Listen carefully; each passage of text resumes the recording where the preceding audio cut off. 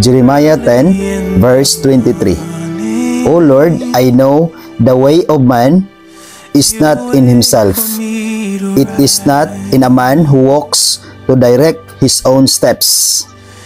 Mao na igsuon, wala gayoy tao nga makapaniguro sa iyang kaugalingon. Walay tao nga makatag-an kung unsa ang iyahang dangatan. Walay tao nga makatag-an kung unsay mahitabo sa iyang kinabuhi. Walay tao nga makatag-an kung unsay iyang paingnan sa iyang kinabuhi. Kinsara ang makatag-an igsuon kung unsa ang dangatan sa atong kinabuhi sa umalabot?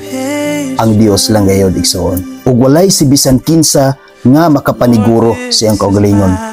Aron dunay kasiguruhan ang atong kinabuhi, aron ang atong kaugmaon ma-secure, ug aron aduna kitay maayo nga future, ang atong saligan igsuon mao ra gid ang Ginoo.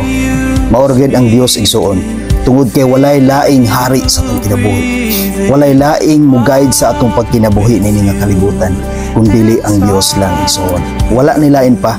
Tungod kay walay si bisan kinsa nga makatag-an kung unsa ang imong kinabuhi, kung unsa ang umalabot sa imong kinabuhi.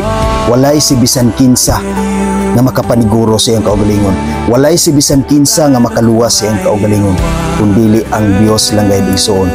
Ug ang Dios lang gayud ang nasayod sa atong tagsa-tagsa ka kinabuhi. Mao igsuon, walay rason nga dili kita mosalig sa Ginoo. Walay rason nga dili kita mo pasidungog sa Ginoo. Walay rason nga dili kita mo ampo sa Ginoo.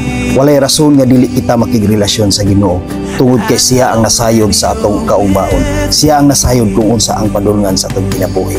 Mao igsuon, salig, ampo ug patubua ang imong pagtuo diha sa atong Dios. Amen. God bless sa tanan.